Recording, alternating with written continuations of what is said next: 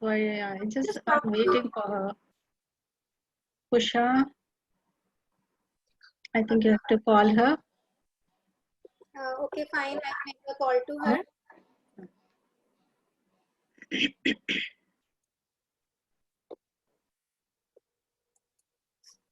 Usha ma'am also joined. Okay, then it's fine. Yeah, Gayatri ji मैं यहीं पे हूँ, मुझे अनम्यूट नहीं कर रहे थे actually. Okay. Okay, that's great. Now, I think Suman has unmuted everyone. Now, even 3 people are still there. They are waiting. They are there in waiting room for this meeting. Ma'am, Suman ji. joining. I think we should start. Please, Okay. Yeah. Namaskar. Dear friends, we are the qualities. What are the qualities apart from our degrees that we require for being successful? A professional success is what one aims for his or her professional life or at the place of work. While aiming for professional success, we often forget that we have to try our best for making ourselves happy. We need to manage our time in the same way as we manage our money. Hence, in order to succeed in our professional lives, the need of the hour is to equip ourselves with multi-talented approach. With this note, I, Dr. Gayatri Chaturvedi from Shamlal College, University of Delhi, welcome you all to the national webinar on professional success, perspectives and suggestions. This webinar has been organized by Center for Skill Development and IQAC of Shamlal College. Now, I invite the convener, Dr. Kavita Arora, to highlight the aim and activities of CSD and the idea behind organizing today's webinar. Dr. Kavita. Thank you, Dr. Thank you for introducing the topic so nicely. Yes, I once again welcome all the dignitaries to this webinar on the very relevant topic, that is professional success, perspectives and suggestions. So I once again heartily welcome the speaker for today's webinar, Mr. Pulok Bhattacharjee, Vice President, BSc Institute, our Honorable Principal Sir, Professor Rabi Narayankar, IQAC Coordinator, Dr. Kusha Tiwari, our esteemed faculty members and the students. And other faculty members from other institutes. So I heartily extend a very warm vote of welcome to all of you. So as most of you would be knowing that Center for Skill Development is very actively engaged in organizing several workshops, several webinars and add-on courses also for upgrading the skill sets, for enhancing the skill sets in the students. So presently also the admissions to our various add-on courses are being continuing. Various add-on courses include certificate courses in mastering the stock market and the various foreign language courses also. The details for these courses are available in the on the college website. You can see and get registered. One more interesting summit we will be coming up in next few days, that is I think yes, the dates are decided, 3rd and 4th September. We are organizing first international summit on ILS, that is Leadership Summit, Startups and Leadership Summit. It is going to be an academic extravaganza where eminent speakers from the entire galaxy will be contributing and sharing their thoughts on the topic. First day would be a panel of discussions on the topic, and the second day would be comprising of enthralling competitions, which are student-based activities. So we really hope to see you all there as well. So the admission, the registration links and everything details are also there on our college website, that is slc.du.ac.in. So with this introduction, I'm really thankful. I extend my heartiest thanks to our principal sir for being very supportive and being very guiding force in organizing all these events with full zest and zeal. So, sir, we are really thankful to you for taking up our suggestions and lending your full support to us. So, thank you. I'm really thankful to the speaker for today, who has very generously agreed. He was very generously agreed to spare his valuable time with us. Yes, the topic for today's webinar is very, very relevant in today's context. When we are talking about professionalism, yes, most of the participants here are either the professionals or aspiring to be the professionals. So yes, it is very relevant to discuss that what are the traits which makes a person successful in his profession. To me, basically, success in a profession relates to the happiness and success in the lifetime. Because career is one thing. If you are happily settled in your career, then your whole life, becomes a successful thing. So today's webinar, we will be highlighting various qualities the corporate professionals are looking for, the various employers are looking for in their professionals, in their employees. So with these words, I render heartiest thanks and congratulations to the entire team of Shamlal College for actively engaging in all these student-centric informative webinar series we have been running during this pandemic time. So thank you, Gayatri ma'am. Okay, thank you, Kavita. Shamlal College is gaining new heights under the steady and careful guidance of IQAC. I'd like to invite convener of IQAC, Dr. Kusha Tiwari, to throw some lights on the initiatives taken by IQAC. Dr. Kusha Tiwari. Thank you, Gayatri ji, and thank you, Dr. Kavita Arora. I also heartily welcome the chief guest and the speaker of the session, as well as I would like to welcome all the participants to this webinar on a very, very relevant topic organized by Center for Skill Development. This because Center for Skill Development in our college has been doing very pioneer work, and we have been running successfully certificate and diploma courses. And this particular webinar is also going to further throw light on what exactly are the avenues available for young people in order to sharpen and improve and enhance their skill sets. I also would like to say a few words about IQAC. IQAC, under the chairmanship of our principal, Professor Ravi Narayankar, has been doing has been taking very pioneer academic and co-curricular and extracurricular initiatives. And as Dr. Kavita has already told you, we are going to organize a very big event on 3rd and 4th of September, the first International LIS Summit. And in that summit, we have entrepreneurs and professors from outside India as well as India that would be interacting with the participants and the budding entrepreneurs and students. So it's almost like once in a lifetime opportunities for young people to get exposure to international, to international standards of entrepreneurship, and will get a chance to interact with European startups also. So I would like to request all the participants to please register for that event. In the same spirit, I'm really happy that so many participants have joined today also. I must appreciate the efforts of the convener of CSD and the entire team of the center, and which, under the headship of our principal, Professor Ravi Narayankar, has really has really done marvelous work in the last 4-5 years. This center, when it was established, and there were a lot of other centers that were established along with it, and all the centers are doing great work.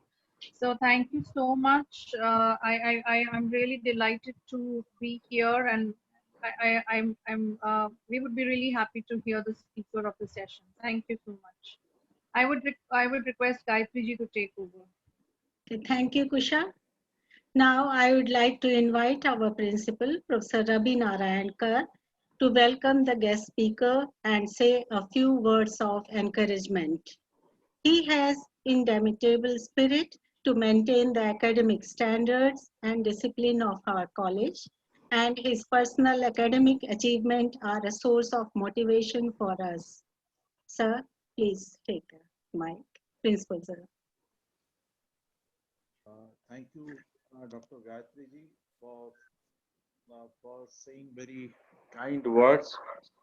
At the outset, I would like to congratulate the team CSD led by Dr. Kavita Yadav and Dr. Gayatri and their team members. So the congratulations.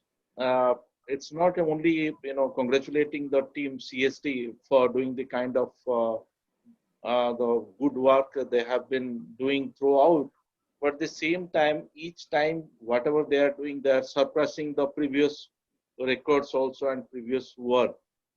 So I really appreciate, it is not only me appreciating the kind of, I think the kind of skill sets at the level of the institutions or at the level of our SLC family, we have been imparting to the students the life skills for which even the new education policy which has just been notified has given a lot of importance on the life skill sets, so which we have been already doing, and exactly the kind of the vision in which the CSD was established, it is taking very, very forward. And with these words, I would like to extend a very warm welcome to our esteemed speaker of the day, Mr. Pulak Bhattacharya from the BSc Institute of Capital Markets, and all the participants also, because in this pandemic time, the kind of overwhelming response we get from our, the audience and the participants, that is really overwhelming. So that is why we could able to organize so many quality programs in between. And this tempo is, continuing, and in that sync also, we are going to have this Learn, Innovate and Startup program, where we are taking a step further that the students or the learners, they could really innovate and readily they can start something with the help of the mentors and the practitioners, and even they'll have a lot of exposure to the international startup ecosystem. So while saying so, as already all the esteemed and honorable members, convener, they have already told about the activities of CSD. I really want, and here also, since the people from BSc Capital Institutes, they are present. So I want Dr. Kavita also to, to take it further and to organize some, real life skill sets for the people who even don't know finance. So I say finance for non-finance people. So easily the BSc people, they can conceive a course of around 20 to 30 hours. For people like even many of the faculties would be really interested in knowing the basic finances. So this is also somewhere even a lot of, we have students from different backgrounds, so they would be really wanting to go for these things are really needed. These are the these are the these are the demands of the time. So with this, I won't take much time, and I sincerely hope that the Skill Development Center of our college, in collaboration with premium institutions like BSc Capital Markets institutions, will organize and arrange to do the needful for imparting life skills to the students. Thank you once again. Welcome you all. Thank you. Thank you, Thank sir. you, sir. Thank you, sir. Your guidance and support motivates us to arrange events like these. This is a moment of privilege for me to introduce our speaker to you. Our guest speaker for today's national webinar is Mr. Pulak Bhattacharya. He is the Vice President of BSE Institute Limited. He is an alumni of Delhi School of Economics and he has done his MBA from Australian Graduate School of Management, University of Sydney. Mr. Pulok Bhattacharjee has more than 30 years of professional experience in BFSI sector. He has worked in large multinational companies like Pearson, GE Capital, and AMP Insurance. He has also helped small companies to develop and grow their business. Apart from his professional specialization, he has taught MBA students of prestigious institutes like International Management Institute, International College of Financial Planning, and Asia Pacific Institute of Management. We extend a very warm welcome to you, sir, and we are eagerly waiting to listen to your talk. Now, a note for the participants. Please feel free to write your questions for the participants. You can write your questions in the chat box anytime during the talk. The question answer session will be at the end of the talk and we will take up your questions. Now, over to you, sir. Sir Bhattacharjee, sir. Thank you, Dr. Chaturvedi, for this kind introduction. And thank you, Dr. Kar, for suggesting that we should take up some more topics for people who are not directly into finance, because finance is something which is part of everyday life. And I think every person should know a little bit of finance in order for their own knowledge, as well as to keep their home finances in a proper state. Now before, and also I would like to thank Dr. Kavita Arora, who took the initiative to arrange this particular webinar, and also Dr. Tiwari and all the others who have been instrumental in bringing this seminar in front of the students of Shamdal College. Now, before I start this webinar, I would like to request Mr. Kamran, who is sharing his screen with me, to either stop the pop-up of all those who are entering the waiting room. It's coming up on my screen. Like 2 people just entered the waiting room and I have to, it's blocking my view. So either you stop the pop-up or you close the waiting room so that people can't enter. Because it's already 4:30, I think we should, without further ado, we should start the presentation. So Dr. Komila Suri has also just entered the waiting room. So is there any way you can stop this pop-up from happening? Because otherwise it is going to distract my flow of thought. Mr. Kamran, can you do the needful? Sumanji, please look into this. Sumanji, can we stop these pop-ups coming up on at least Pulok sir's screen? Screen, yeah. Actually, he's sharing his screen with me, so if it comes on his screen, it will come on mine also. I think that is the problem. For that, I would say that you can just click on that crossbar. There is no crossbar. Actually, if it had been there, I would have done it long time ago. Ma'am, I logged the meeting, nobody until this meeting. Okay. So who is handling the presentation? Can that person put the first slide on the screen, please? Yes, sure, sir. Right. Can we have it in the screen sharing and the full screen mode? Yeah, thank you. So good evening, students. Very warm welcome to this particular webinar. And I think it is going to be extremely relevant for each one of you, because what you are going to view in this particular webinar is from my 35 years of past experience, and there is nothing bookish in what I'm going to tell you today. It is all from my past experience, and I'm sure that it is going to be of at least benefit to majority of the students, if not all.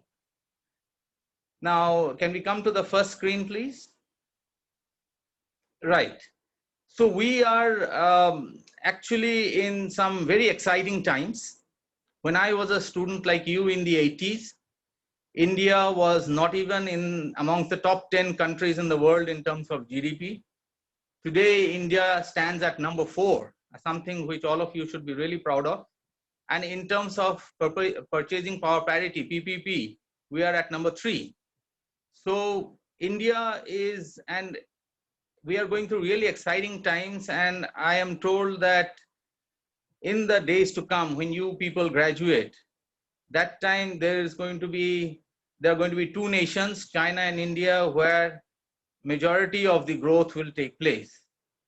And therefore, for people like you who are going to enter the labor force, this is very, very exciting news. Now, the bad news is that the competition has also increased. There are 9 million undergraduates entering the labor force and 4 million postgraduates entering the labor force every year. So you have to jostle for space, visibility with all those people. And to make matters worse, there was a recent survey done by association ASSOCHAM, which says that more than 80% of the people entering the workforce are unemployable. Now, that's not your fault. During our times, perhaps we were also unemployable, but we had the luxury of time. My first job was as a probationary officer in Punjab National Bank, and I remember we had 2 full years of training, 1 full year of training and 1 year of probation. So that 2 years of training helped us to gather the skills, gather the attitude required to be successful in our jobs. But today, nobody has the time. Today, it's the age of 2020. We are in the year of 2020. And in cricket also, 2020 is the most popular form of cricket. Nobody, I don't know whether millennials like you have heard of Test cricket. During our time, we only had Test cricket, and where there used to be 5 full days of cricket and 1 rest day also. After the 3rd day, people used to take rest. We also used to take rest. And so it was 6 days of cricket. So people had time to relax, but now it is the age of 2020. So the excitement is more. The pop-up is continuing, Mr. Kamran, so if you can manage that. So in this days of instant gratification and instant enjoyment, you have to make an instant impression on the potential employer or the person who is interviewing you. And therefore, in order to make that instant impression, there are certain traits which you must have within you so that you come across as different from the rest of the crowd. Next slide, please. So it is the skill gap which we are trying to fill today. So why does this skill gap exist? Because what you are learning within the 4 walls of a classroom is not sufficient or adequate to meet the requirements of your potential employer. That means the employable skills is not equal to academic skills anymore. During my time, if you just had 3 letters against your name, MBA, then you would immediately, you can be guaranteed at least, if not of employment, but you could have been guaranteed of an interview, a step through the door. But today, MBA is no longer Masters of Business Administration. MBAs are known as mediocre but arrogant. I have employers who tell me, please don't send me MBAs because they demand high salaries, but their skill level is the same as graduates, any other graduate. So a skill gap has been created. Now, as I told you at the beginning of my lecture, during my time also, we perhaps did not have these skills, but we learned it during the training period. and during our probation period.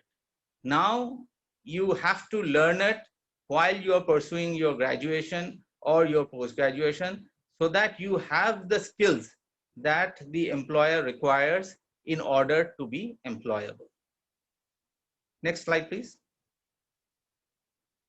So what I have done is I have named all the attributes that are required to be employable under one name, which is called ASK. Now the full form of ASK: A stands for attitude, S stands for skill, and K stands for knowledge. Now, skills and knowledge is something that perhaps you would learn when you are during your academic career. But attitude is something which is inbuilt. And from the employer's perspective, if you don't have too much of knowledge or too much of skills, but you have a great attitude, then perhaps your preference, you will be preferred more than a person who is perhaps the topper, may have a lot of skills, but has very poor attitude.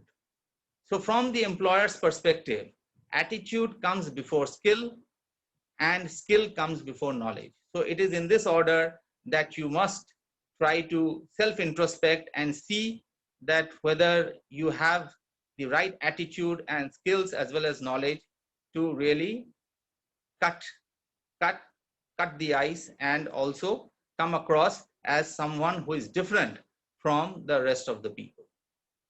So what is attitude? Next slide, please. So attitude is something which a person thinks, feels, or behaves when he comes across a certain situation. So it has three components. The ABC of attitude. A stands for affective. What is the affective component? That is the emotion, the feeling, when what a person feels when that person, he or she comes across or are given in a particular situation. Behavior is the action or reaction to that particular situation, and cognitive is what this behavior or the emotion comes from certain beliefs, thoughts, and opinion which that person has had towards that situation. So let me give you a very simple example. For example, you are strolling in your garden, and because it's rainy season, suddenly you see a snake crossing your path. Now, the natural reaction or the reaction of majority of the people would be a sense of fear. Immediately, you might start shouting or maybe running back or cautioning others that, hey, there's a snake nearby. Now that has come from the your cognitive part of your brain, which says, or which perhaps says, that all snakes are dangerous. But perhaps most of you don't know that out of all the thousands of species of snakes, there are only 4 species that are really dangerous or life-threatening to human. So just there are 4 species. So in fact, only 58 species are poisonous and rest of the species are non-poisonous. But it is the cognitive, the belief and thought that snake means poisonous, snake means that it'll automatically bite. Those sort of cognitive beliefs has led to the behavior that you currently show. So this is basically a simple example of what is your attitude. So an attitude towards snake would be one of fear, a negative attitude. Okay. So next slide, please. So attitudes can be divided into 4 categories. One is positive, another is negative, third is neutral, and the fourth one is second. Now I will, by way of example, I will take each one of these, that how do you define a positive attitude. Now I will take the example of, let's say, a girl who has recently joined an organization where the normal office timings are from 10 to 6. And the boss is a man.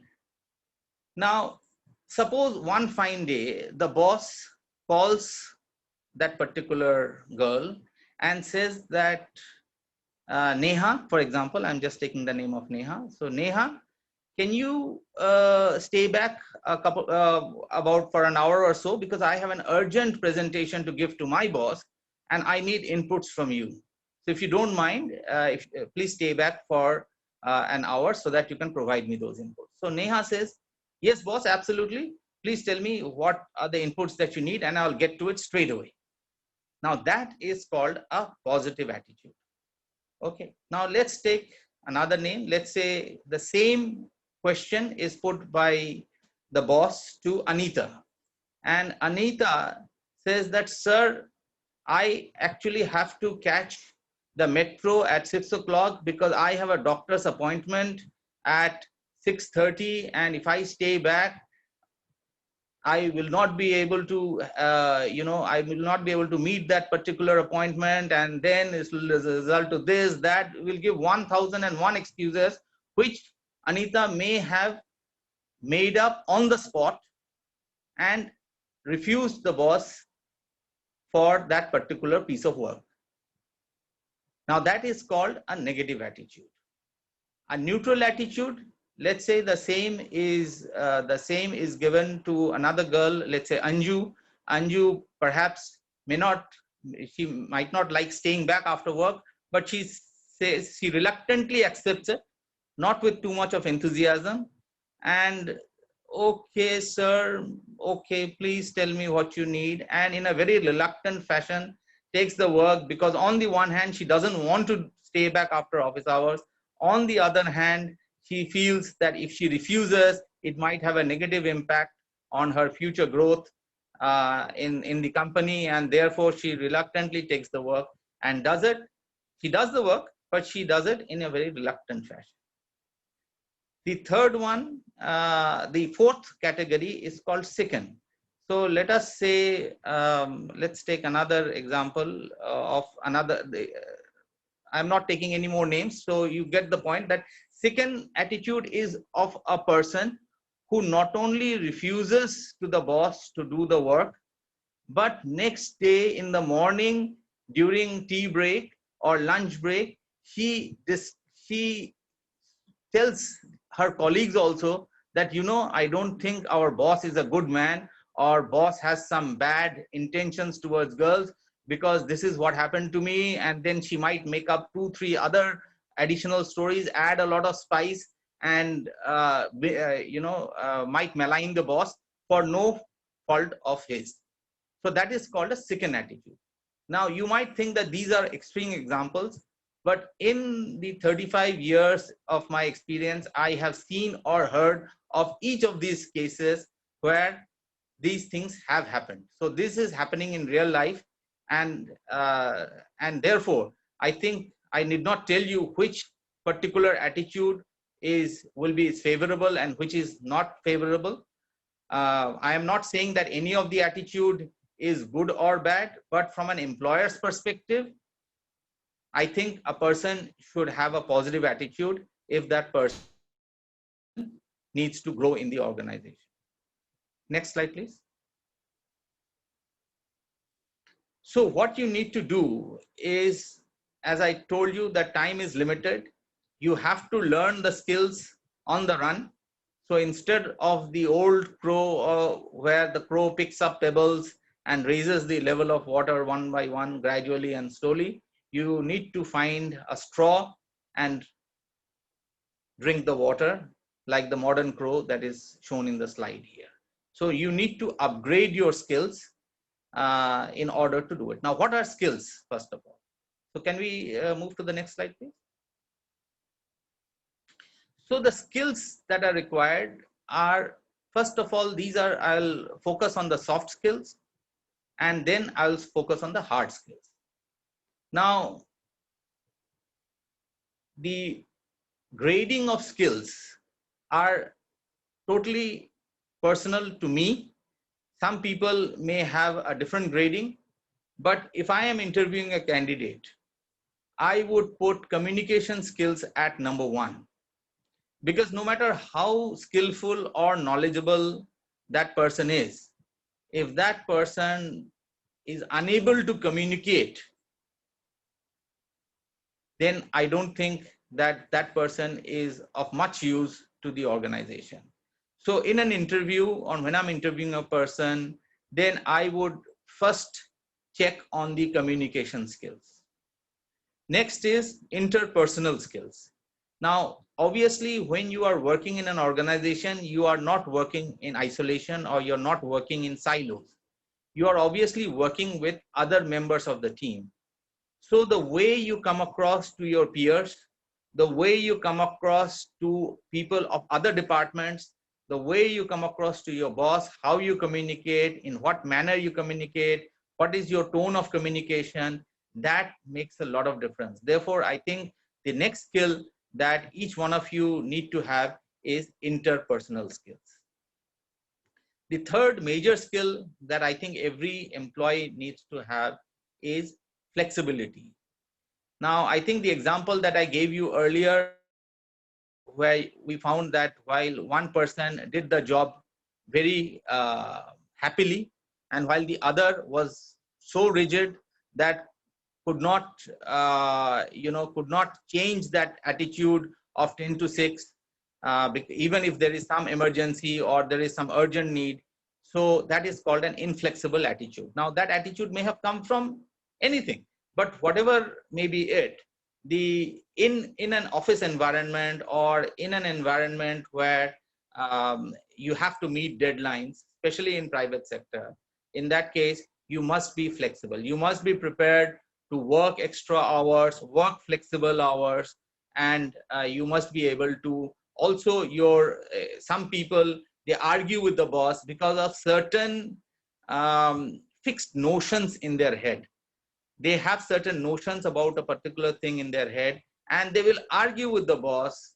I mean, I am not saying that you should never argue with the boss. You should argue, but at least internally, you should be flexible enough to understand that boss, perhaps because of his higher position, perhaps he has better knowledge, he has a better view of the situation, and therefore you should be able to adopt to the views of others. I'm not just saying boss, but it could be your colleagues also.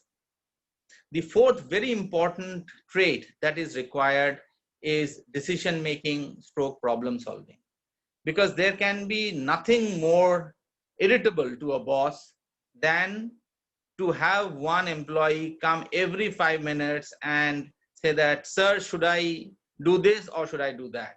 Should I do this or should I do that? And this, I'm not exaggerating. There are people who, for every small thing, would quickly get up from their seat and go to the boss's cabin and say that, sir, this is the situation. How do I, should I take this decision or should I take that decision? Therefore, decision making and problem solving is something which is absolutely important in a corporate life. I have had a lot of people under me there are people who could not even make the smallest of decisions on their own. I had to help them out. And there are people who never come to me throughout the whole day. They are able to solve their problem, or they are able to make their own decisions because they were equipped with that particular skill. And the final important trait or skill that is required is cultural sensitivity, because today organizations in India have people from different parts of the state. So something which is absolutely normal for people in North India may not be normal for people in South India. There's something which is absolutely normal for people of West India may not be normal for people of East India. I'll give you a simple example. In North India, when somebody, whether a colleague or whether a client comes from another state and comes to visit, then it is customary, or it is, as per courtesy, it is customary to offer tea and snacks to that person. So, and in fact, this to me, and that's why I'm able to tell you my experience. There was this person from Bombay, a client from Bombay, who used to come regularly at least once a month to my office. And every time he used to come, I used to offer him tea, snacks, or even if he used to come during lunchtime, I used to also take him out for lunch. It's just part of the culture in North India. However, when I went to Bombay to meet him, that time I remember that I had to deliver a particular document and also discuss with him a few things. And I went to the reception, and the receptionist called that person, and he asked the receptionist,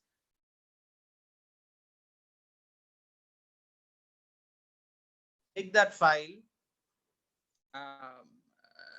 keep that file with the receptionist, and didn't even meet me. In fact, on phone, he said, boss, I am really busy and I have to catch the 6 o'clock train, and therefore I have to finish 2-3 items, and therefore I can't meet you, sorry.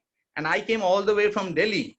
And so, but when I spoke to my friends in Bombay, he said, this is normal. Bombay, nobody has time to, offer you tea or take you out for lunch, because they have to catch a train. If they miss that train, then, if they miss that train, then in that case, they will probably have to wait for another hour for the next express train to come around. So this is normal. So don't, so that was called cultural sensitivity, that what happens in North India may not happen in West India, or may not happen in South India. I'll take a small break because my boss is calling me very frequently. So can I just take a 5 minutes break? Okay. Thank you.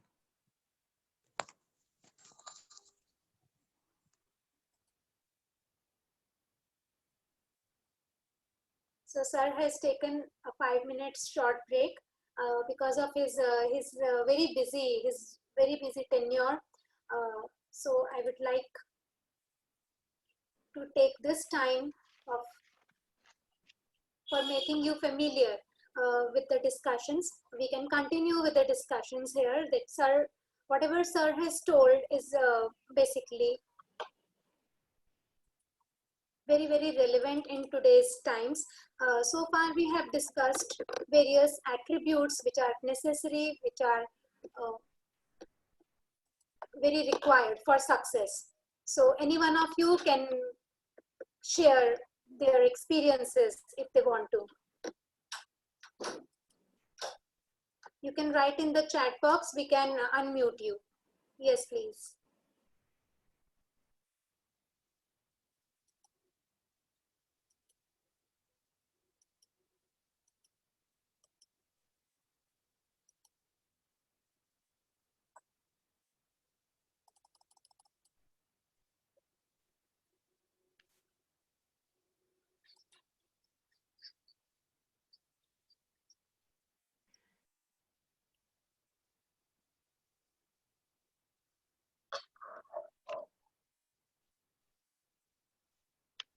Anybody, you can write your queries, your observations in the chat box.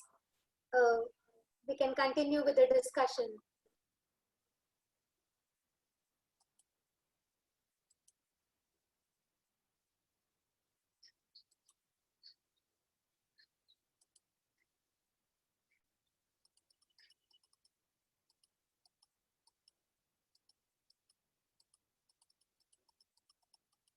So fine. See, the talk is all about the perspectives and all. As sir has been explaining that yes, communication skills, interpersonal skills are very, very, very important because it is not only, we are not machines, we are not dealing with the machines. Like in every profession, we need to have good communication skills because it sets the stream sailing. So very rightly said, interpersonal skills are also important. I hope that all these things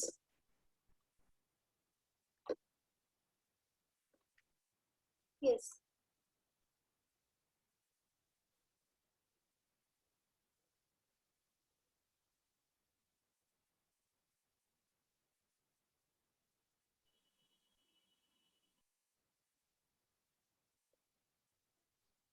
Yes, Rajat Pandey has just written that very great point highlighted by sir.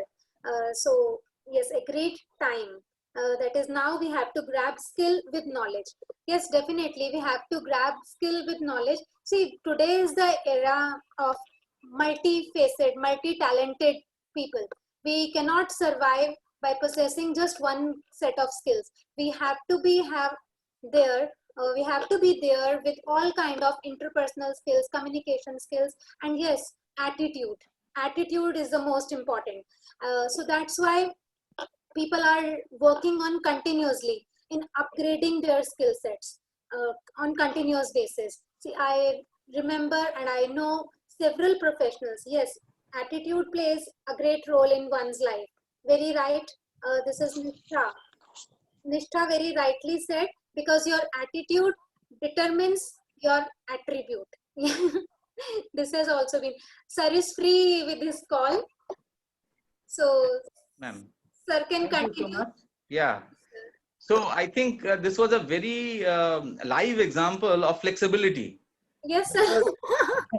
You should, first call I ignored. I thought that maybe it's not urgent. And then second call when he called, then I had to take it and I had to take permission from you to stop the, and it was a certain urgent call. So this sort of things will happen to you perhaps every day during your corporate life. And therefore, if you had been rigid, if you had said that, no, I will talk to my boss at 6 o'clock when I finish this particular webinar, then obviously, it will not create a great impression about you. And therefore, I thought that, let me stop for 5 minutes. Thank you, Kavita ma'am, for allowing me to take that small break Yes, sir. and save my job. All right. Yes, sir. So we were at cultural sensitivity. So this example what I had given you was cultural sensitivity within India. Now I think with India becoming more and more global, you will find that if you go to MNC, you will find people from different countries who are there, who are your colleagues, merge in that particular environment. Therefore, it's very important to understand the culture of a particular person before interacting with him or before communicating with him. So it's very important. And I have traveled to various parts of the world, and there are umpteen examples of where what we take for granted in India may not be the same abroad, and what they take for granted abroad may not be the same in India. But you should be sensitive to that particular differences that exist between country to country, region to region. Next, please. Okay, so what I talked about till now was soft skills. These are the hard skills that you need to absolutely have in order to be successful. Number one is computer skills. Number two is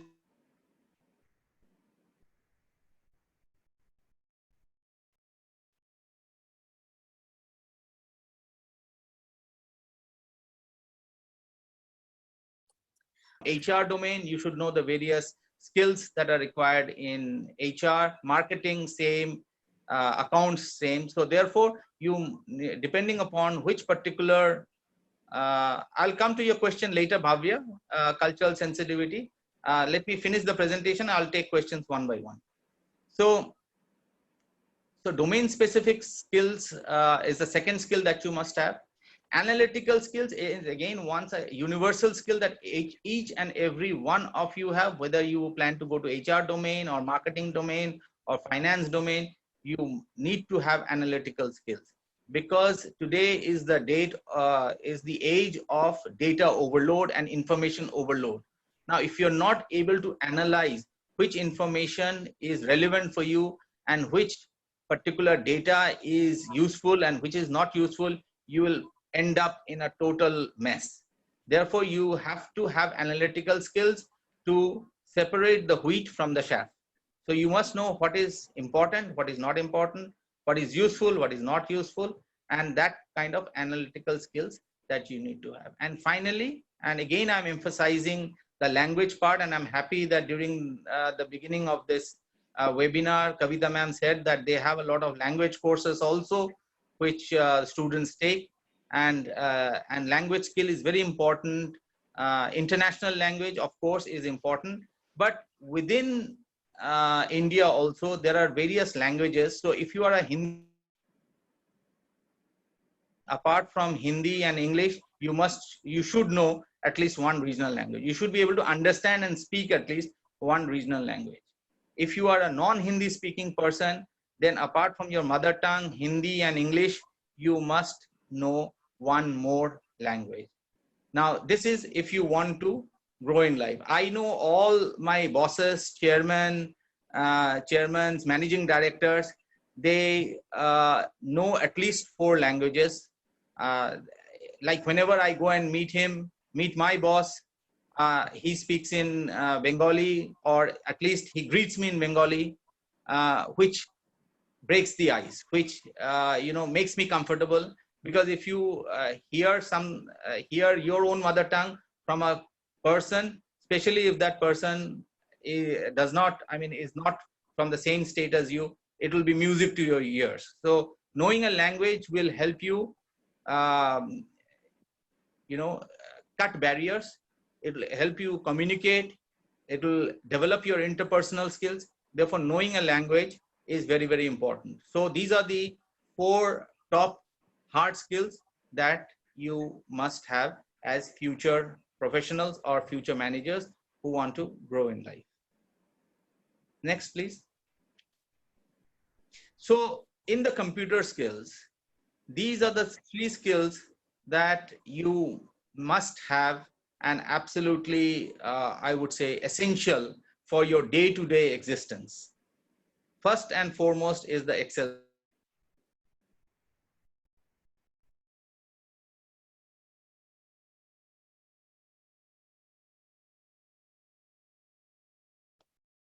If you can't analyze that data, then you will be in a mess. Therefore, if you know Excel, I know people who have got into jobs just because of their Excel skills. And that person, but for that, you have to be really a master of Excel. Then you can, just on the basis of your Excel skills, you'll be able to get into jobs. Because, at least 4 or 5 years back, very few people had mastery over Excel. I think now people have learned, and more people have become masters of Excel. But 4 or 5 years back, there were very few people, and I know people who have got into jobs just on the basis of their Excel skills. Now, next is presentation skills. Now, if you are going to be a manager, or if you are going to lead a team, therefore it is essential that you know how to present your case.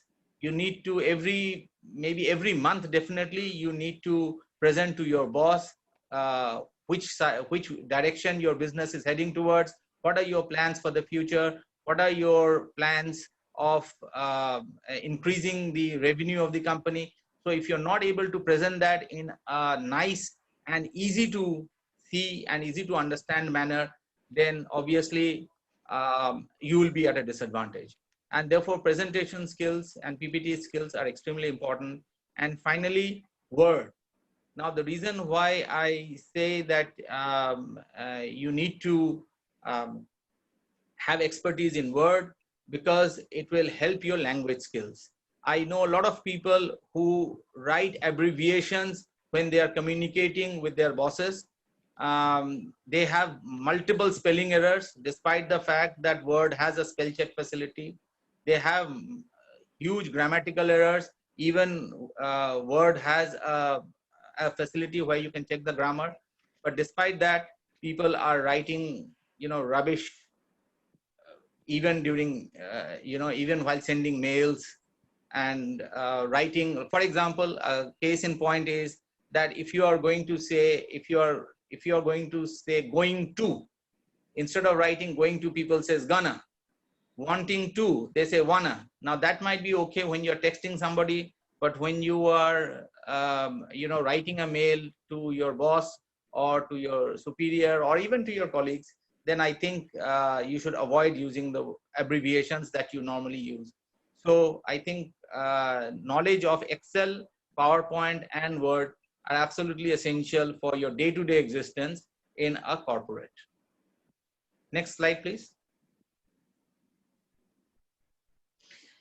Now, this is something which I think when I had talked to you about the gap that exists between academic skills and employable skills, one main ingredient is that perhaps you may not have the skills that are required for that particular industry. Now, since I have come from the stock market, so if, for example, you are being interviewed, you are a graduate or a postgraduate in economics or commerce, but you don't know anything about the stock market, then although you might be a good candidate, but I may not be inclined to employ you, because the knowledge of stock market are some of the things that we feel you should know in order to be productive from day one, that is not available with you. So some of the courses that we conduct in Bombay Stock Exchange, basic course in stock market, and then a level 2 also we do, and we have been doing it in Shamlal College, mastering the stock market. Thanks to Kavita ma'am, I think most of you you have acquired these additional skills. And then there is another course which we conduct, which is called financial modeling. Now, there are very few people, like there are very few people 6 years back who knew Excel or knew how to had mastery over Excel. Similarly, today, there are very few people who know financial modeling. And the demand for people who know financial modeling is much higher than the supply. So very few candidates know financial modeling. If you know financial modeling, then the chances of you getting a proper employment or an employment in a multinational company is going to be very, very high. Data analytics is also one of those courses which will give you instant visibility to the potential employer. Data analytics is again how to manage large data. And data advantage of doing data analytics is that you will get direct access to the decision makers, because the decision makers are dependent on data to take future decisions. Now, they don't have the time, or perhaps they don't have the skill, because they're all of my age who didn't get a chance to do a BSc course or do any course on data analytics, but they still need the data to make large, important decisions. So therefore, if you know data analytics, then you will be able to offer data which will drive the company. So you will immediately becoming an important position in that particular company. So data analytics is a fantastic course which you guys should do. Integrated program on currency, commodities, and derivatives. Now, these are courses which are available with BSc Institute. I'm not just saying these are the only courses. There are lots of courses which you should do in order to come across as somebody who has knowledge of the market or the domain that person is going into. So in case you are doing a basic course in stock market and you get an interview in, let's say, Sharekhan, then if you say that I have done a basic course in stock market, I've got a certificate from BSc Institute, immediately you will be able to separate yourself from the crowd. Similarly, if you're doing mastering the stock market, there is a particular module called technical analysis.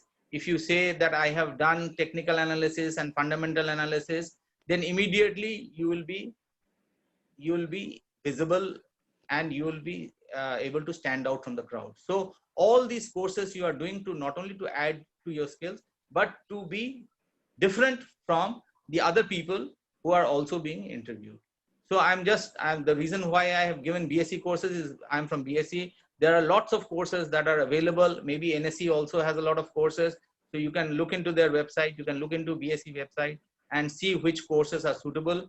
And then you can go to Kavita ma'am or people in skill development cell in your college and ask them that, can we have this particular course?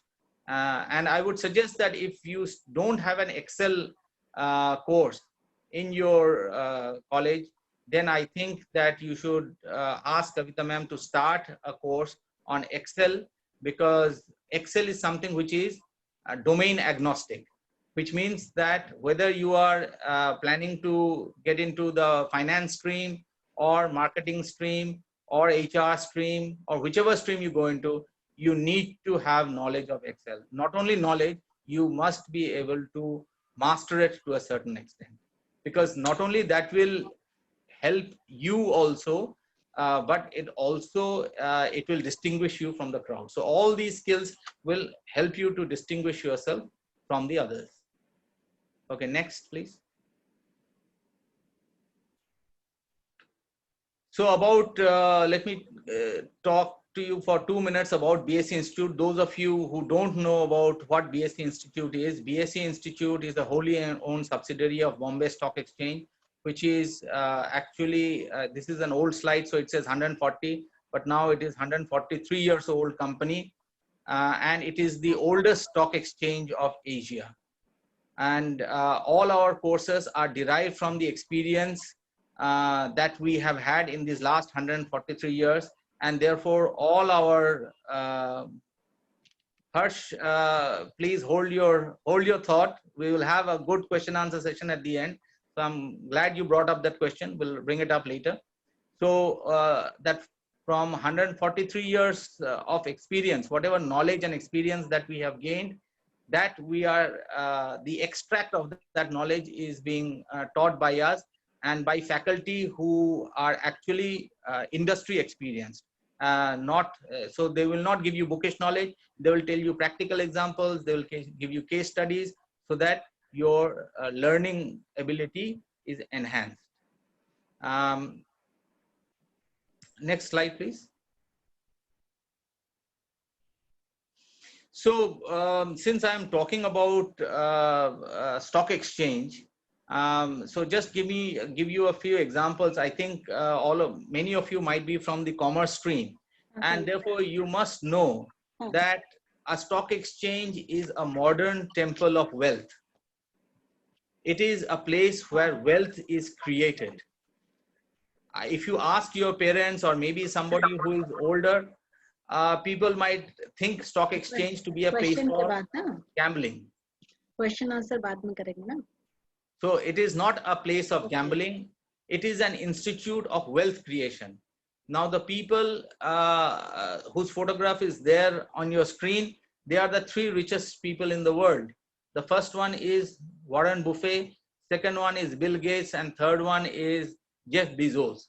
Now, while Jeff Bezos and Bill Gates, their wealth is not only from the stock market. Of course, their wealth increases or decreases because they hold shares in Microsoft and Amazon respectively. They're major shareholders, and therefore with the increase in the price of Amazon or increase in the price of Microsoft, their wealth goes up and down.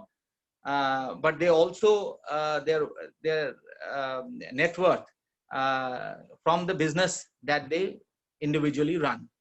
Whereas Mr. Warren Buffett is a person who does not have any business. His only business is to invest in stocks.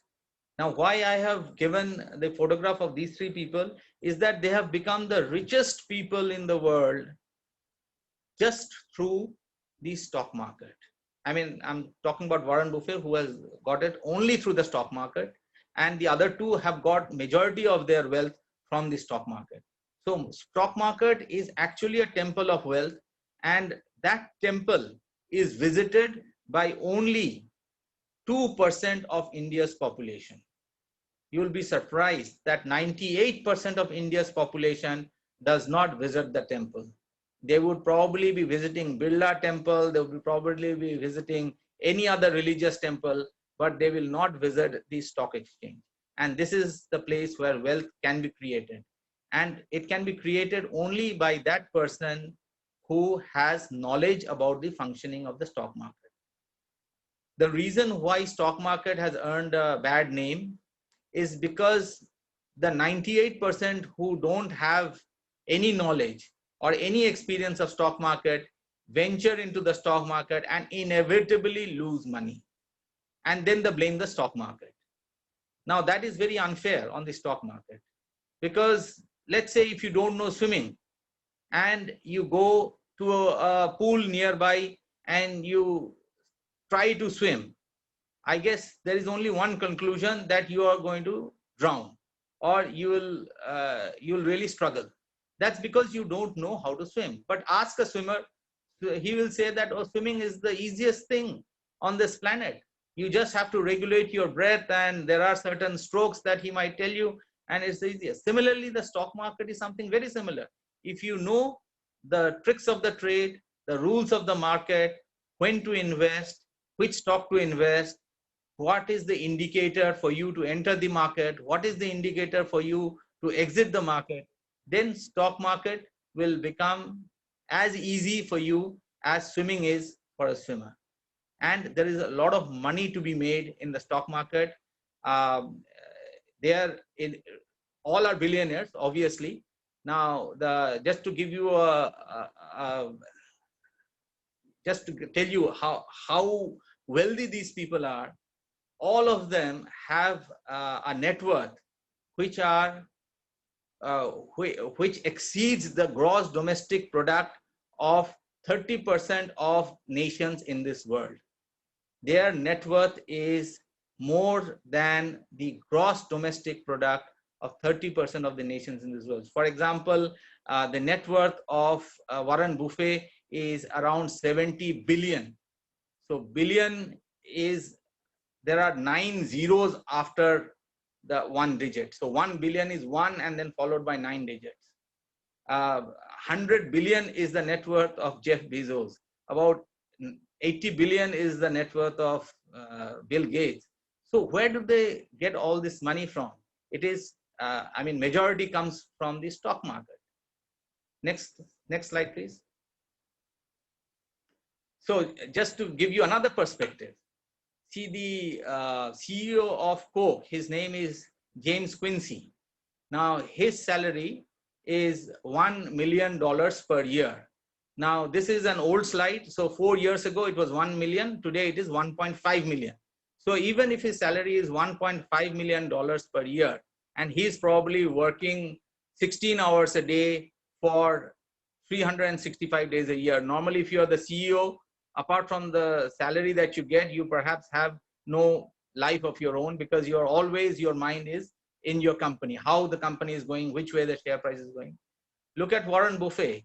A lot of stocks he has invested in Coca-Cola, and per day he's earning what the CEO is earning per year. $1.5 million per day is the earning, and he doesn't invest just in Coke. He invests in many other companies also. By the way, he doesn't invest in Microsoft because he says, I don't know the business, I don't know software, I don't know hardware. And therefore, although Bill Gates and Warren Buffett, they're great friends, but he doesn't invest in Microsoft shares. So, so what I'm trying to say is that I think it is easier to be an investor and earn money from your investment than be an employee and earn money from your salary. Now that is, so it might also prompt many of you to ask a lot of questions. But anyway, the reason why I've given this slide is that so as to generate curiosity and questions in your minds. And I'll take up the question answer much later. Then next slide, please. So this is a picture of the Indian Warren Buffett. His name is Mr. Rakesh Jhunjhunwala. He was from a very poor family. He also started investing like Warren Buffett at a very young age. At the age of 16, he started investing. And from the small savings that he could generate from the pocket money that he used to get. And today his net worth is about $3 billion. Now, just to give you a perspective of how much is 3 billion, he earns 3 times more, or his net worth. His net worth is 3 times more than Shah Rukh Khan and 6 times more than Sachin Tendulkar. Now, both of these, Shah Rukh Khan and Sachin Tendulkar, are stalwarts in their field. They have earned a lot of money during their time. But even then, Jhunjhunwala has, his net worth is much more, and he's only 45 years of age, whereas both Shah Rukh Khan and Sachin Tendulkar, they are past their prime, and therefore he has a long way to go, and he can continue earning. So this is the kind of money that one can earn, but most of you will perhaps know only the downside. You'll perhaps you'll talk about scams, because that's what the people who don't know how to earn money in the stock market, they try to catch eyeballs or generate negative news about the stock market. But every day we are seeing that millionaires are being made within the stock market. Next, please.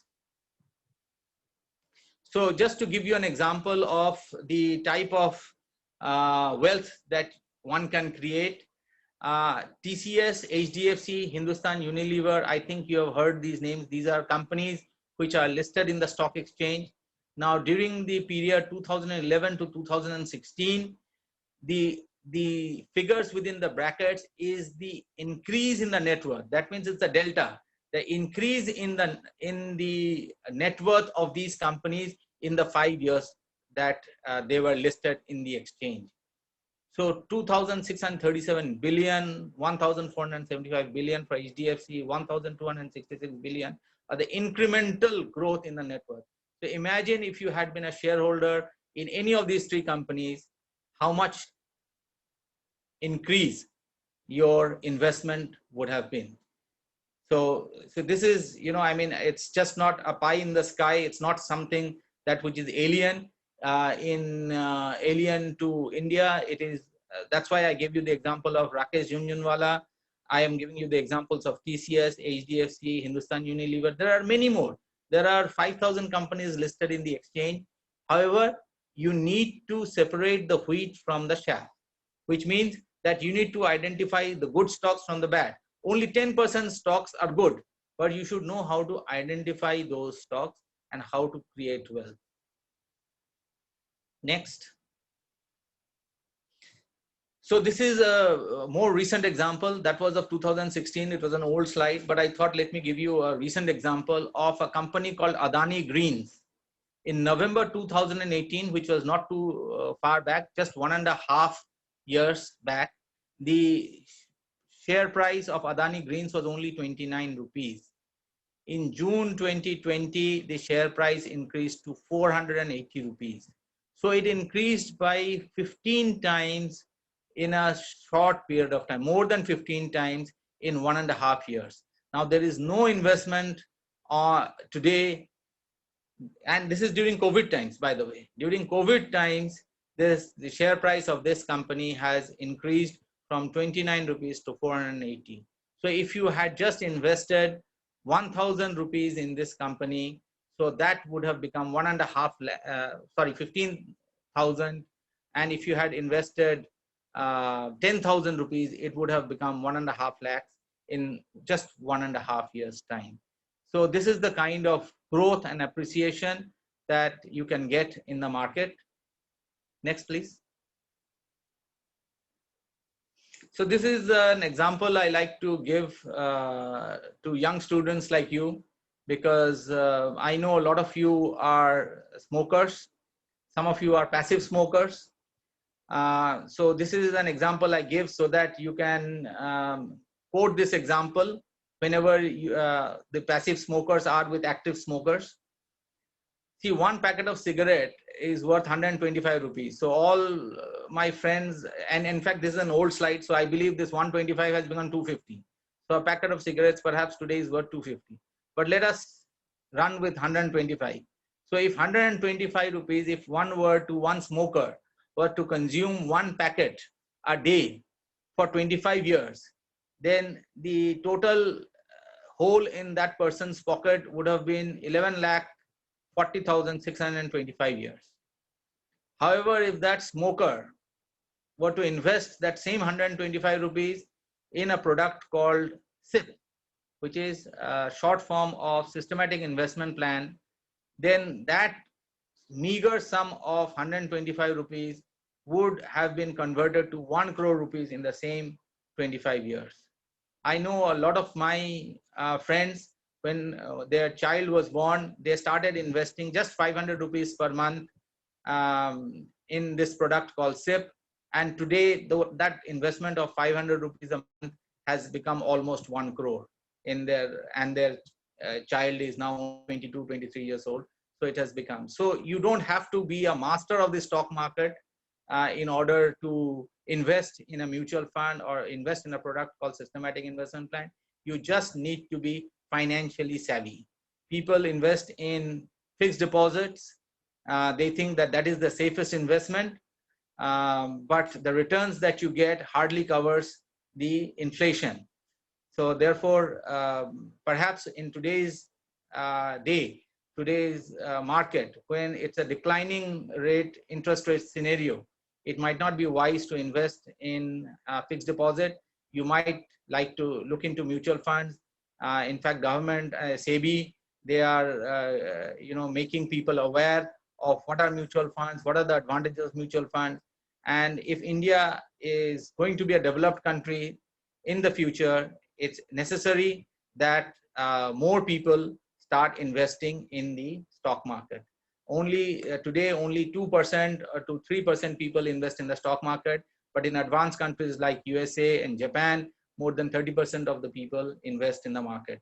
I think India will also go that way with youngsters like you taking interest in the stock market. I think we would also have a lot of retail participation. Next, please.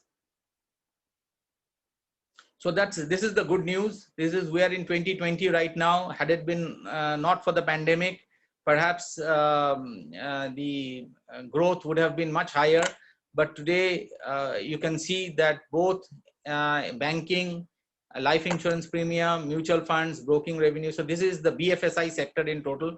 BFSI full form is banking, financial services, and insurance.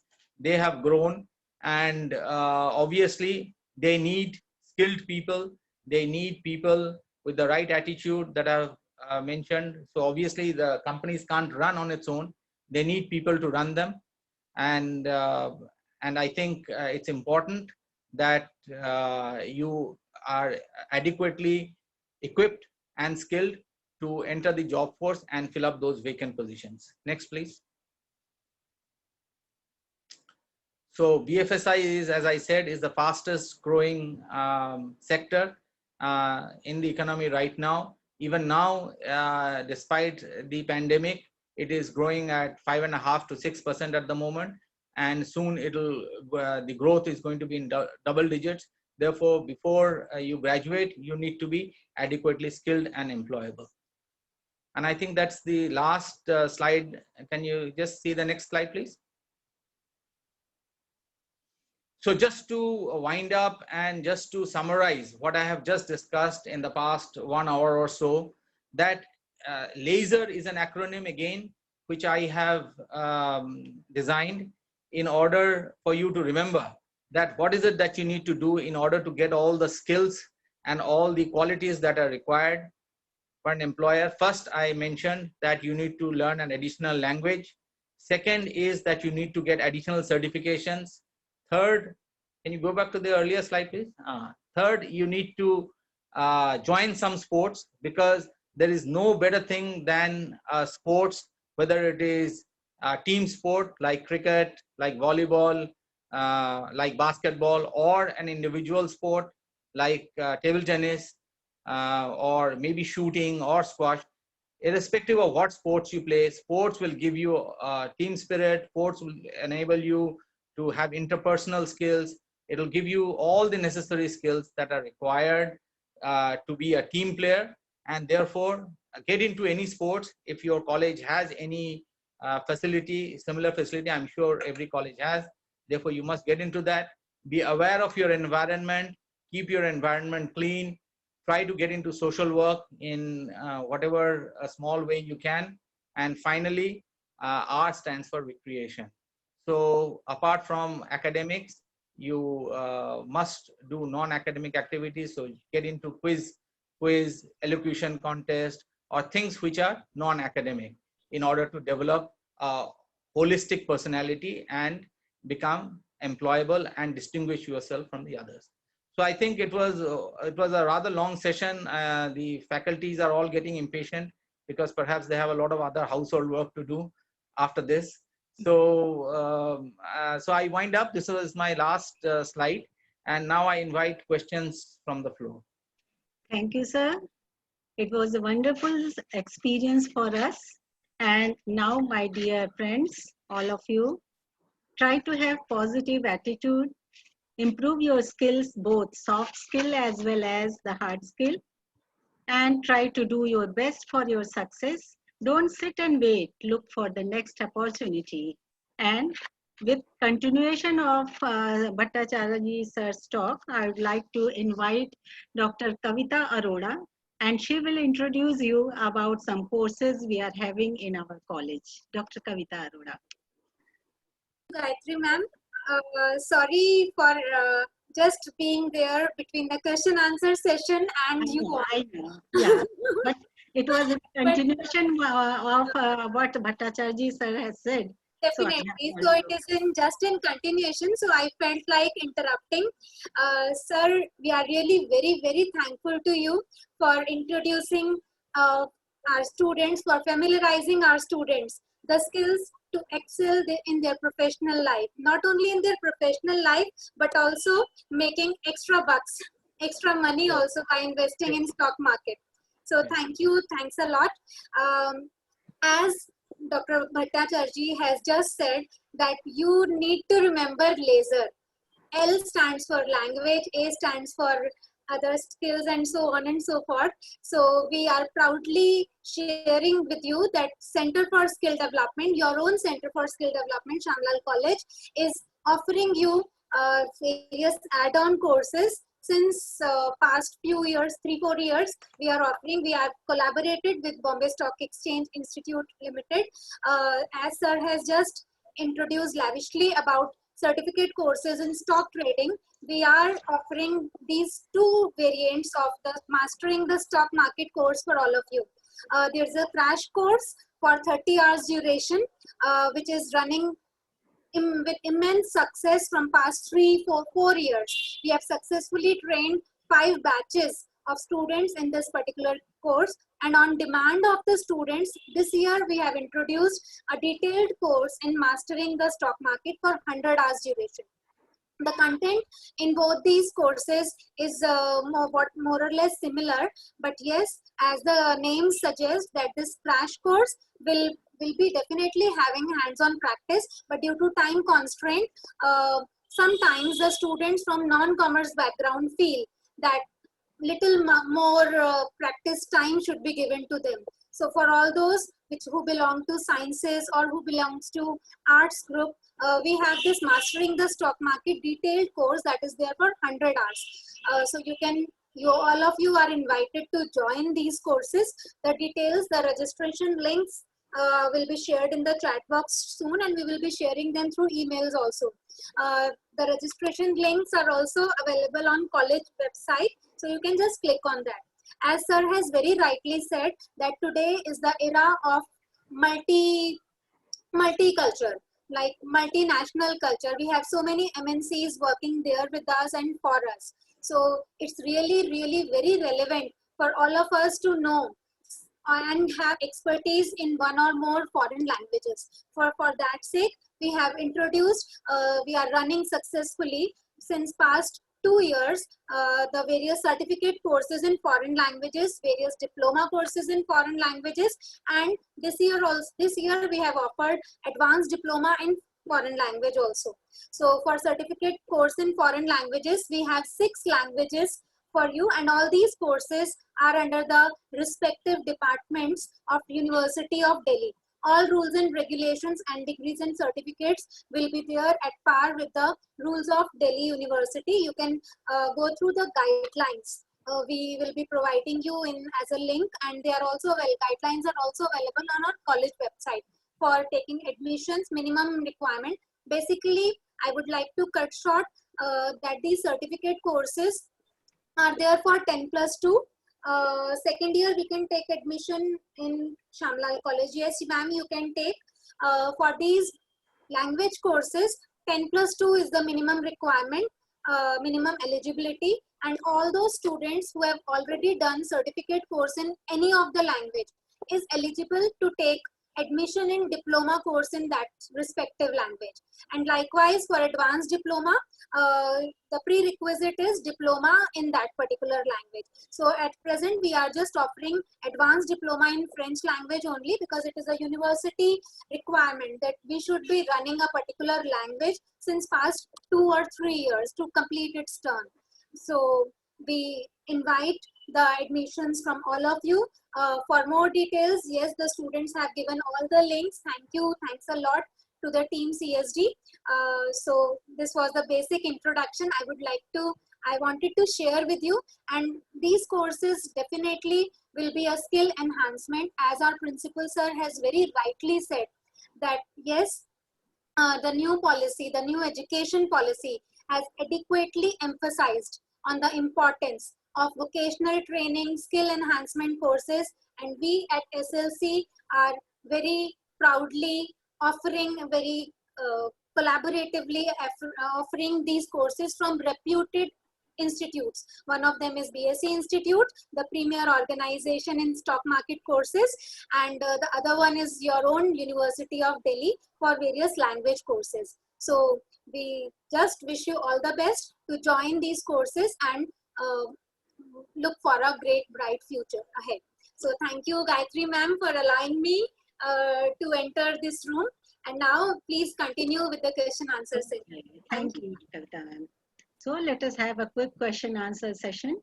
Now the first question has come from Bhavya Sharma for sir. And the question she has asked to explain about cultural sensitivity. Yes. So Bhavya, I will give you, I think I'll explain your question through an example.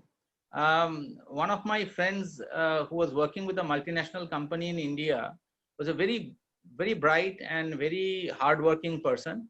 And he had this opportunity to visit Germany, and he was asked by the company to have 3 months of training there. So when he had gone, he used to put in the same amount of hard work, and he used to leave, like he used to follow the same practice what he used to practice in India. So he used to wait for the boss to leave before leaving himself, and he used to come sharp in the morning and leave after the boss leaves. The same practice that he used to practice in India. One day after about 10-15 days, the boss called him to his office and said, Mr. Sharma, do you have some problem understanding the work here, or are you overloaded with work? He said, why, sir? I am absolutely fine. I am enjoying working here. And is there any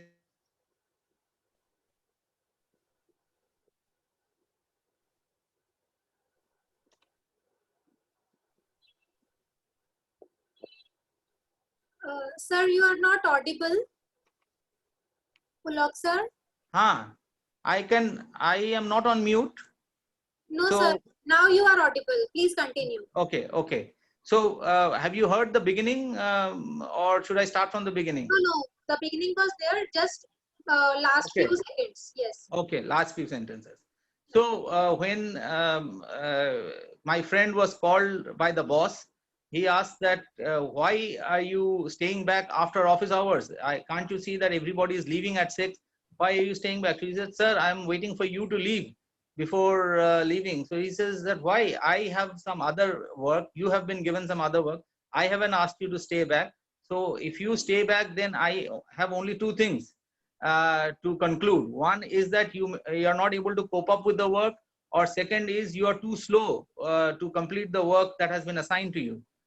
So he suddenly realized that what a cultural shift there is, because in Germany you can come on time, but you have to also leave on time, not unless the boss asks you to stay back, or not unless there is an emergency. So same thing with a lot of European countries. I have worked in New Zealand. It's exactly the same, that you come exactly on time. Not only on time, you come 10 minutes ahead of time, but you go immediately as soon as your allotted time is over. So therefore, that is called a cultural understanding or cultural flexibility that one person needs to have. So I hope, Bhavya, that answers your question. Next one, please. Next question is, sir, is financial modeling and data analytics are based on Excel and managing data skill? Okay. I repeat. So, yeah. May I repeat, or is it Yeah. okay? No, it's okay. So, okay, ma'am, I've understood. Okay, fine. So financial modeling and data analytics, both are, of course, you need to have the basic Excel skills. But I know that in the financial modeling course, the first module is to brush your knowledge about Excel, and then they move on to the main course. In data analytics, perhaps they expect that you must know a certain level of Excel in order to continue with the course. So I hope that answers your question. In financial modeling, you may not be an expert in Excel, but you may have some knowledge of the subject. But a refresher course will be done in the first module. But in data analytics, perhaps prior knowledge of Excel and good understanding of Excel is required. Next, please. Thank you, sir. Danish Bothra has asked your views about compounding in investment. Views about compounding investment. Compounding in investment means whether Achha. compounding is good in investment. What are your views? Okay. So what I understand by compounding is that you get interest on interest. So that is what compounding means. And compounding is also known as the sixth wonder of the world, because only through compounding does your wealth enhance by leaps and bounds. So compounding definitely is a fantastic thing, but compounding investment, meaning that you are investing in the same stock, I'm not able to understand.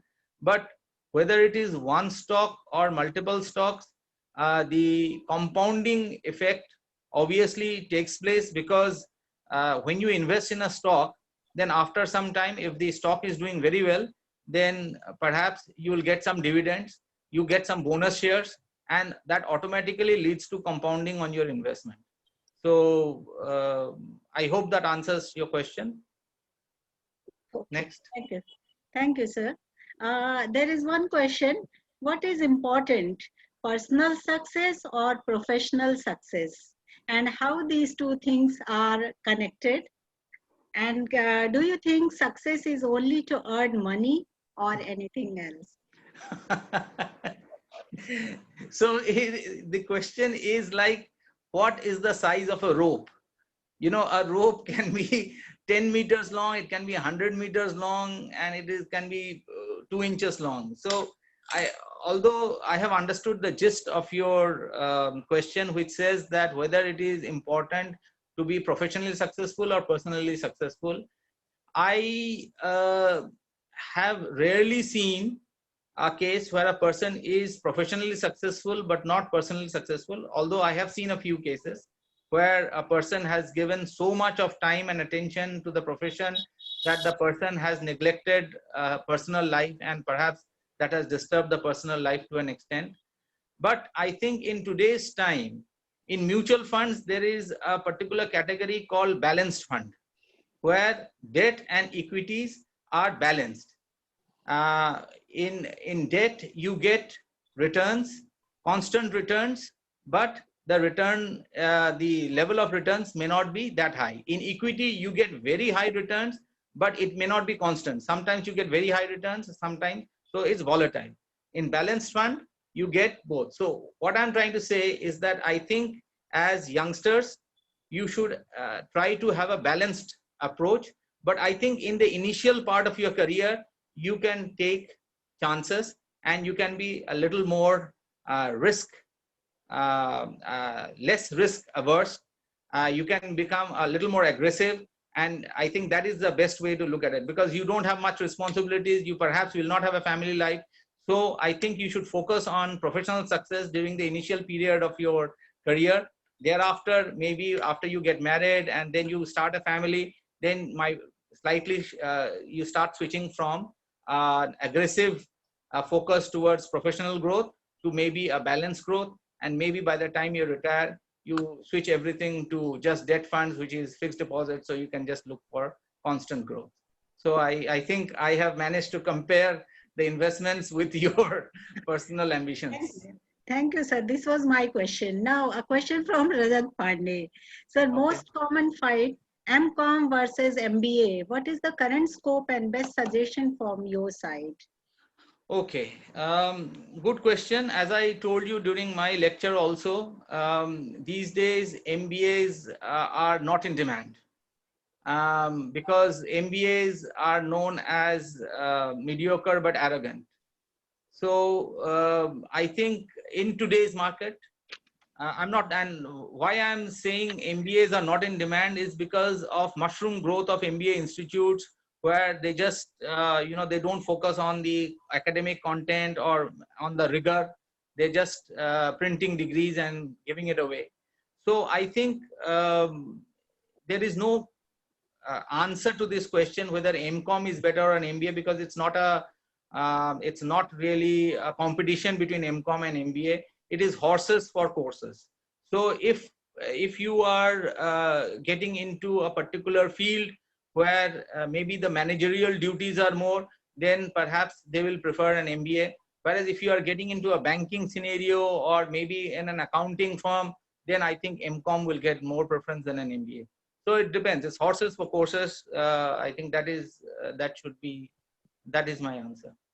Thank you, sir. Now I will take the last question only because of the paucity of the time. I can see few questions which are little relevant, and Yes. there's a question from Ritik to everyone. What is the eligibility for stock trading course? Yes. So I think, Ritik, you are eligible because you are a student of Shamlal College. And I think, so you need to talk to Kavita ma'am and, get into the course. Basic eligibility is 10+2. You can contact us and you can fill the registration form for this stock trading course. There is one more query regarding registrations in language courses. So ma'am, please allow me to answer.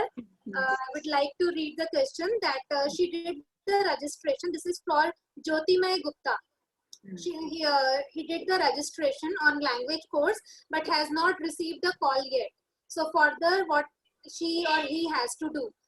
Bache, it's just like you can put an email and you can message me on personal also. I've been receiving so many calls, and you can write an email to CSD of SLC. The contact from our own college. Yeah, you are from our own college. You can just put it there. Actually, what we are doing that after registrations, we people are calling you for interactions, and interactions are scheduled in batches.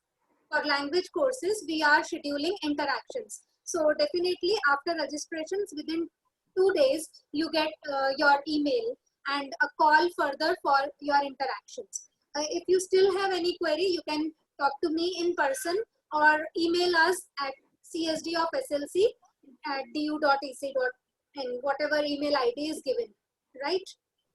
So yes, ma'am, you can continue. Student Bhavya Sharma, she has asked, what are the skills required for a UPSC aspirant? Okay, that's very interesting. Yes. That belongs to ma'am's, Gayatri ma'am's area. So she selected this question. Let Gayatri ma'am You answer. are my own students. No, it is better. You are the expert for all these. Okay.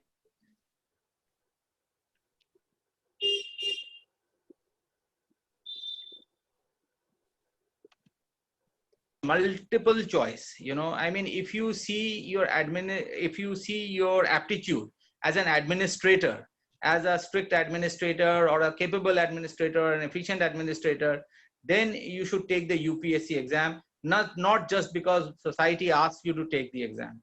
In my time, there were only 3 options available. One was either to get through the civil services, or number 2 was get into a bank or financial services, and third was to get into medical profession. So, but now there are so many professions available, and therefore I don't think you should restrict yourself. But if you think that your skills match that, so that means what are the skills that are required? you need to have good administration skills. You need to have good problem solving skills, because every day you'll come across a new problem and you need to do that. Third is that whether you should be able to devote long hours, especially since it's coming from a girl, whether you should be able to devote time away from the family and focus on your career. So those are the things that you need to consider before getting into UPSC. So anyway, so I hope I don't want to dissuade you from your ambition of sitting for the UPSC, but check your skills. See first, just do some introspection. See what are the skills you have and whether it matches the skills required in UPSC, and then just combine the two. Yes, thank you, sir. Even we are going to have a session for UPSC's aspirants within 15, 16 days Great. on the Wonderful. same platform. So I think that will give the answer for the students who are aspiring for the UPSC skills. Sure. And thank you, sir. It was very wonderful session today. And Thank you, we ma'am. will hope to call you again in future with new things, new ideas, because these things will guide our students. Now I would like to call Dr. Kavita Arora to place a vote of thanks. Thank you, Dr. Gayatri. Thank you, Dr. Pullock, sir. It's really on behalf of Center for Skill Development at IQAC, it's my privilege to propose a formal vote of thanks to the learned speaker for today's session, Mr. Pullock Bhattacharjee. Sir, your talk is very interesting and very lucidly planned. I am very sure and I'm very optimistic that students have benefited from the deliberations made in this seminar. We are thankful to you for sharing your expertise and knowledge with us, and above all, finding time for us out of your busy schedule. Sir, thank you very much. Thank you, ma'am, for inviting me. Thank you, sir. Okay. And sir, vote of thanks लंबा होता है हमारा. Please listen. अच्छा और भी है क्या? जी sir. Okay. Okay. I accept. Yes, sir. Sir, see, no program can be a success without the active involvement of participants. So I express my gratitude to all the participants of this webinar for making it a success. All of you have played a wonderful audience and kept the discussions rolling with your interactive questions in the chat box. So I also I'm privileged to express my profound gratitude to our principal, sir, Professor Ravi Narayan Kar, for always motivating us and inspiring us to do better and better in our own endeavors, and for our mutual endeavor of benefiting the students of the Shamlal College and the neighborhood as a team. So thank you. I would like to also thank the administrative staff of Shamlal College, especially the technical team led by Mr. Suman Jha. Suman sir, we are really very thankful to you for hosting this webinar and managing all the technicalities very lucidly in a very nice manner. Suman ji, if you are there, please. Yes, sir, you are there on the screen. So thank you very much for managing all minute details of handling technicalities. I can see you are still sitting in the college when no one is there. He is sitting in the college labs. Sir, Suman ji, we are really very thankful to you. I also express my gratitude to the IQAC coordinator, Dr. Kusha Tiwari, for always being very cooperative and associating with us in whatever endeavors, mutual endeavors we take together. I express my esteemed, my heartiest thanks to the faculty team members of Center for Skill Development. We are leading this Center for Skill Development since 6 years now, since 5 years now as a family. So I'm thankful to all my team members, including Dr. Gayatri Chaturvedi, Dr. Seema Dabas, Dr. Kamila Suri, Dr. Kinshuk Majumdar, Mohammad Sajid, Sumanjeet, and Dr. Ritu Agarwal. Without your cooperation, we cannot pursue any further. Thank you all. Last but not the least, no team is no, this vote of thanks can never be completed before if I end up without thanking the student team of CSD. See, this team is the only one who is there designing all the posters, all the beautiful posters you have been seeing All the messages you are seeing on the screen are being handled by the student team of our Center for Skill Development. The presentation was run also, your presentation was also executed by one of our team members. So I would like to thank them by names. Thank you, dear Nehakshi, Siddharth, Kamran, Sonia, Mehek, Jasmine, and Bharat. किसी और का नाम तो नहीं रह गया? I think I've taken all the names. So thank you, thanks to all of you from bottom of my heart. And I request all the audience to please turn on their cameras. I think we can afford to take a risk of bandwidth issue for having a group photograph. Please turn on the cameras. Let's have a group photograph. All the participants. It will be a great honor for us. Seema ma'am, please turn on your screen. Nehakshi, Kamran, everyone. Pinky, Danish. Yes, it's really great. It's nice to see you all. Kamran, yes, I can see you. It's amazing to see you all with your happy faces. Rajat, I can see you here. You are, although I don't allow you to turn on your cameras in class, but yes, you are there. Thank you, everyone. Hardik, Sonal, please turn on your, it will definitely be a very good picture. We'll be emailing it to you, and you can probably, you can see it on the college website also. Yes, Siddharth. Oh, sir, I left the name of Siddharth, I remember. No, I've taken I've taken it. He's the poster designer and a Okay. senior member of our team. He's very good. Sir, these students are doing excellent things in their academics also. Very And good. in their academics also, they are excelling like anything, and definitely they are adding to their skill sets, as the talk is all about, by Sure. contributing to this center. So yes, Share the picture with me also. The definitely, group sir. photograph. We'll be sharing not only the group photograph, आपके तो हमने single भी लिए हैं photographs. We'll share with you. Okay, thank you so much. Yes. Yes, I think we can capture now. Vipin, Rajat, please turn on. Yes, everybody look at the screen and cheese. Thank you. Yes, the screen is captured. Few more people have turned up. Yes, I would like to take it once again. Once again, please. Yes, the screen is full. Kamran, अपना screen अच्छा तुम दो जगह पर हो, इसलिए तुम्हारा एक जगह खाली आ रहा है.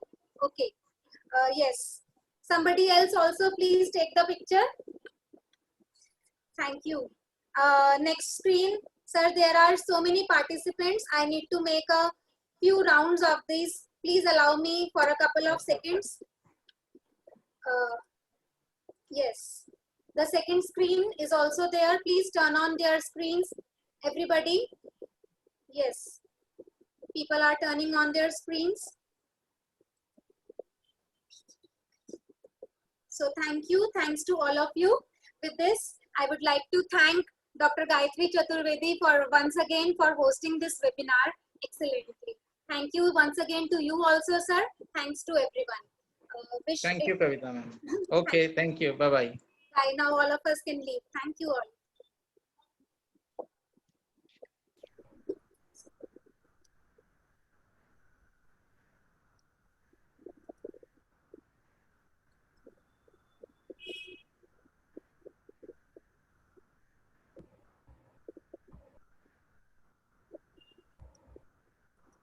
Yes, team members.